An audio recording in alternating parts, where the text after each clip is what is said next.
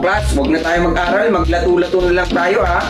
O, yung pinakamatagal, 100 ang grade sa akin ha. Sige sir. Ay, 100 na ako na ito, sigurado.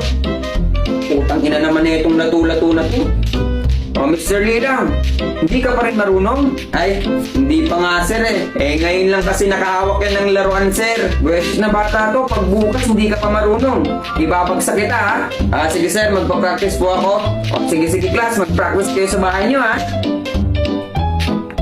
Ay, tangin ng mga yun ha. Ang yayabang, porkit marunong sila. Hoy tol, uy! Di ba ikaw si Dakilang Buraot? Oo, bakit? Hala, paano nga manalo ng cellphone? Ang gawin mo, check mo lang yung link na nasa bio ko. Yun lang pala. Sige, gagawin ko mamaya. Ano yung hawak mo? Eto. Lato-lato. Di ako marunong, magpa-practice kami bukas eh. Ganun ba? Sumama ka sa akin. Pupunta tayo sa Lato-Lato Master. Totoo? Oo. Gumanito ka. Gumanito. Tapos pumikit. Uy, dito na ako. Hala, anong lugar to? Eto nga pala si Lato-Lato Master. Kamusta bata? Ay, okay lang po. Para matuto ka ng lato-lato, pumikit ka. Pumikit. Tapos isipin mo, nasa ilalim ka ng tubig.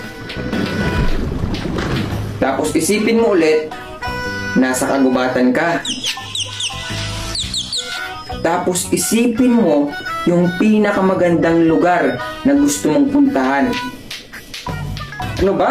Ang dami mo namang pinapaisip. Di ba marunong ka na? Hala? Oo nga no. Hala, ang galing. Sabi ko sa'yo eh. Hala, salamat po ha. Sige, aalis na po kami. Sige. Bago ka mulis. Eto, bibigay ko sa'yo. Ay, sige po. Ano po to? Pipindutin mo lang yan at lalabas ng lato-lato dyan. Sige po. Salamat po ha. Sige. Mag-ingat kayo ha. Tara, alis na tayo. Tara. Uy, nakauwi na ako. Sige, Dakilang Buraot, salamat ha. Sige, galingan mo ha. Sige. Nakapag-practice na ba lahat? Opo sir. Ikaw Mr. Lilang, marunong ka na ba? Siyempre sir, nag-practice ako ng magdamag eh. Sige nga, ikaw. Tingnan mo sir ha. Kita mo tong putang ina mo? Hala, paano yun ang bilis? Sige sir, subukan mo din. Sige nga, subukan ko. Aray! Bob!